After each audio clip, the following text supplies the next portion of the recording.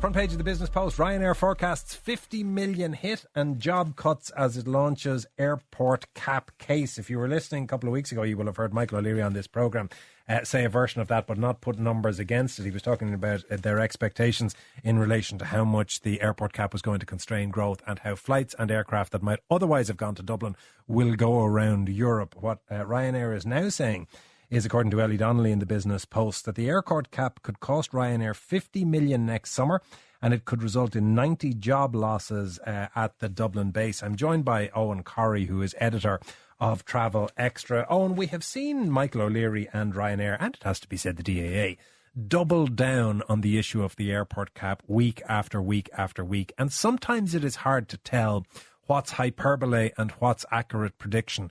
Which category do you put this in? Well, this is a victim impact statement is probably the phrase you'd use, because the court case gets underway tomorrow. Great coverage in the Business Post again on working through the figures that have been put in place by Ryanair's lawyers. 3,300 slots, 550,000 passengers. Put a few multipliers on that and you get the 90 job losses. But as you say, Ryanair not really known for understating the case on this matter and other matters. And what's interesting is they're also seem to be achieving a fair degree of traction in creating a coalition of the willing, because the DAA and Ryanair have, while not necessarily been acting in concert, they have been fellow travellers in their attempt to get the cap lifted. And we now see that the head of the Irish Airline Transport Association, former Aer Lingus and British Airways CEO Willie Walsh, has weighed in. He's in the same paper describing the cap as crazy. Absolutely. Nobody actually has come out in favour of it, or as it sort of fell into place with a series of unfortunate events. As you say, Aer Lingus and Ryanair generally are not on the same page, or they've spent a lot of time arguing and dissing each other, well, mainly Ryanair dissing Aer Lingus and Dublin Airport Authority. But everyone in agreement on this. The background to the cap is fairly mundane. It was to do with the M50, 2006. The board plan all inspectors looked at the traffic then. We had two lanes with a barrier that went up and down. They said if the airport passenger numbers reached 32 million, the M50 will be overloaded. It was a long way away then. We hadn't even reached 20 million then. But it came pre-pandemic, not much notice. But this time around, Anton, it's like the M50 case didn't exist at all, because every other vested interest has joined in. It's globalisation, immigration, it's emissions, flight paths, night flights, all of these things which had nothing to do with the condition in the first place. And where Willie Walsh is weighing in is he's in, it seems, agreement with the position that Ryanair stated now a week or so ago, which was that there are international obligations on Ireland as part of agreements in relation to free travel, and that this is going to become a European legal issue. Willie Walsh saying it's not just airlines looking at it, you've got the US government looking at it. Ireland has obligations under international law in relation to the Open Skies Agreement with the US. They can't ignore that. I don't see how they can kick this one down the road. Can you explain that? What's the issue with Open Skies? What's the issue with EU travel? Very hard to explain how two lanes on the M50 causes the airport to be capped to the Americans or to the other international airlines. There are about 14 international airlines that were seeking to come to Dublin. Most of them have gone elsewhere. Not to Cork or Shannon, by the way. There's not a single extra flight gone there. They've gone to places like Manchester. So what they're looking at is competition law and those agreements which gives access to airlines from different countries to each other's airports. It was formed over a long, long period of time. And the Americans in particular are quite tit for tat on this, because Schiphol in Amsterdam introduced restrictions, completely different scenario. It was to do with night flights.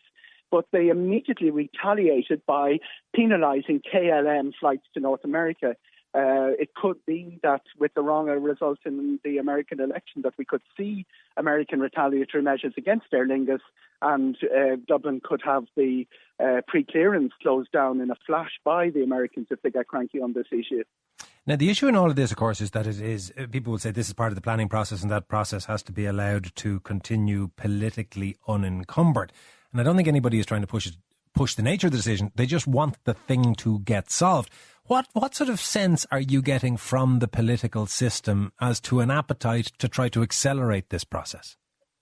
Certainly a cooling in terms of aviation when the Green the party came into power, into the coalition, and we have Green Transport Minister and the Green Party Tourism Minister. Eamon Ryan, not against aviation at all. He made a stirring speech in January at one of the Air Finance conference in Dublin, how he appreciates we're in Ireland, we need aviation, but a lot of Green Party, he has his own activists and his own party members to look out for.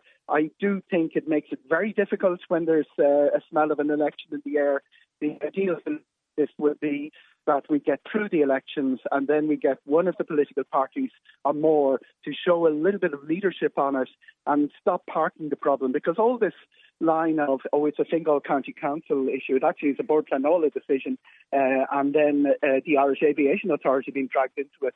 We have a very convoluted set of authorities who seem to be unhappy in each of those cases of parcel them. But it does need some sort of political leadership. But you grew up in a house where political strategy was discussed around your kitchen table. You know that an election, there's nothing like an election to bring a halt to any sort of initiative on the political side.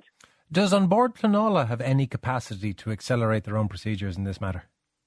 The Board Planola inspector said 5 years ago passenger numbers would not be an issue. Fingal County Council disagree. The process there's a hierarchy here. It must go through the Fingal process.